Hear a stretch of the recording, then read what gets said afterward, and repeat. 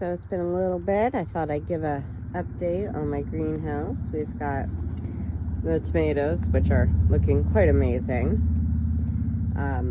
I've been clearing out my snack garden, so all the extra strawberries here have been coming out here. My kiwi has been finally coming up. All of my kale, as you can see, my kale is doing great. And these are all the seedlings. They're doing pretty good. I've got some guys up here. My spinach here. Is it my spinach? No, broccoli. My spinach is... I don't know where I put my spinach. Oh, there's the spinach. Over here, I put them lower because they're getting scorched in the sun. I'm trying to get them used to being outside so they can go outside now. They're getting way too much sunlight. So I had to move them from the top shelf down, and I think I got to do the same with the broccoli because they're definitely getting, you can see the leaves are definitely getting scorched. So hopefully they'll bounce back, but it really sucks on that. And so that was either the male or female there. Now, where was it? There it is. So here's the other one, the other kiwi. So I said one's male, one's female. You need both in order to have any production. I actually have both. So thank goodness. I was worried one wasn't going to make it. I've got some peas popping up. I've got some flowers I got planted. They're starting to pop up. In here I've got lilies, but seems some weeds got in there because there's a lot sprouting that I didn't plant. Unfortunately, my big awesome pitcher style plant, carnivorous plant, what is this? That's what it's called. Sarracenia velvet. They have disappeared. I must have let them just get too wet and they've rotted away. You can see what remains back there, one. So I stuck a little sundew in here. Not a sundew. I can't think of the name. That's okay. And I've had a whole bunch of ground cherries popping up absolutely everywhere, so I've been potting them up. Here's my potatoes. They're just popping out. They had suffered a little bit of frost one night, so I had to trim a bunch back, but they're doing good. Chair where I like to sit and just enjoy it. And in the back, you can see more strawberries. And don't mind the mud. I'm gonna have to hose down the outside. My son was out on the four-wheeler yesterday, so my greenhouse got splattered with mud. So here I've got spinach and some peas, some lettuce, and if you can see, so all these are ground cherries that had fallen in their pods. You can see a pod right there. See how the whole thing just falls, kind of turns into this little thing there, and then they just kind of erupt all at once. And then I've got, I don't know if you remember from my earlier post, it's one of the strawberries. This is the one I don't think is going to make it. It's doing something. I don't know what. I've got carrots.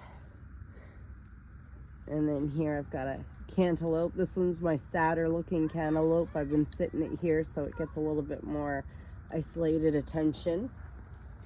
More peas. Random weed there. Some lettuce.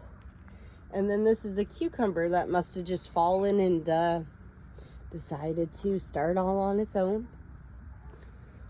And peas, lettuce, and these strawberries that are in the ground here are my white strawberries. So all the strawberries in this bed are going to grow white strawberries. These strawberries back here that'll eventually probably get planted back out in the snack garden or out front, they're regular ever-bearing strawberries. They're delicious. But as you can see, I've got quite a few. This is mostly just strawberries, lettuce, carrots, some parsley, peas. This one, look, this one's doing so good.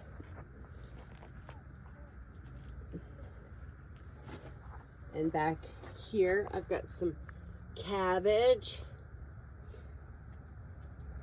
More strawberries. I'm going to share them with family too, because some family doesn't have strawberries anymore. So it's like, hey, I got extra. Is that a bell pepper back there? And my beets. Oh no, I just knocked a... Oh, that was a ground cherry sign. And oh, I got some thirsty kale up here. Definitely needs some water. An onion. A seed tray here. These are sunflowers. And basil and savory and spinach, although I don't see any spinach coming up. More cabbage and broccoli, celery, lettuce, radish. You can see the signs. And then a whole other tray here. Everything's probably ready for a drink. I have to water in here just about every day. And then my barley and oats. And then I left one tomato out to see if it could handle the temperature early on overnight. And as you can see, it could not. It was too cold. So I've left it here to see what it'll do, and it's not done much.